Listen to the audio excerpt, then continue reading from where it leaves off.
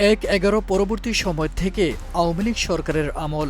দীর্ঘ সময় ধরে ক্ষমতার কেন্দ্রবিন্দুতে থাকা সাবেক ডিজিএফআই প্রধান লেফটেন্যান্ট জেনারেল অবসরপ্রাপ্ত শেখ মামুন খালেদের বিরুদ্ধে গুম, নির্যাতন, নজরদারি ও আর্থিক অনিয়মসহ নানা গুরুতর অভিযোগ সামনে এসেছে। সর্বশেষ গ্রেপ্তারের পর আবারও আলোচনা উঠে এসেছে তার বিতর্কিত কর্মকাণ্ডের দীর্ঘ তালিকা। জানা যায়, শেখ মামুন খালেদকে বহুল সমালোচিত আয়নাঘরের উপকার হিসেবে বিবেচনা করা হয়। অভিযোগ রয়েছে, তার সময়ে গোপন আটক কেন্দ্র স্থাপন করে বিরোধী মতের ব্যক্তিদের ধরে নিয়ে নির্যাতন ও গুমের সংস্কৃতি প্রাতিষ্ঠানিক রূপ পায়।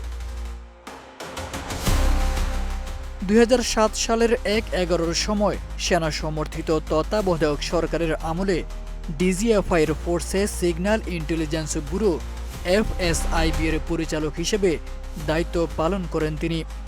ওই সময় বিএনপি নেতাকর্মীদের ধরে নিয়ে নির্যাতনের অভিযোগ উঠে তার বিরুদ্ধে। বিশেষ করে বর্তমান প্রধানমন্ত্রী তারেক রহমানকে তুলে নিয়ে নির্যাতনের ঘটনায় তার সম্পৃক্ততার অভিযোগ রয়েছে বিভিন্ন সূত্রে।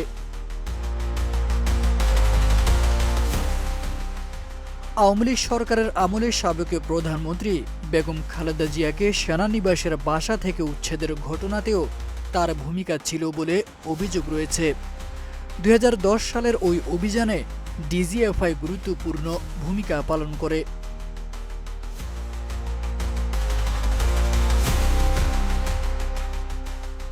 শেখ মামুন খালেদের বিরুদ্ধে নারায়ণগঞ্জের রূপগঞ্জে সেনা কর্মকর্তাদের জন্য নির্মিত জলসিঁড়ি আবাসন প্রকল্পের শত কোটি টাকা আত্মসাতের অভিযোগ রয়েছে।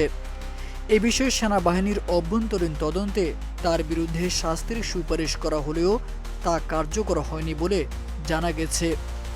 এছাড়া তার ও তার স্ত্রী নিগার সুলতানা খালেদের বিরুদ্ধে দুর্নীতির অভিযোগে অনুসন্ধান করছে দুর্নীতি দমন কমিশন দুদক। আদালতের নির্দেশে তাদের বিদেশ যাত্রায় নিষেধাজ্ঞাও দেওয়া হয়েছে। তারেক আজিজ খান, প্রজন্ম ২৪।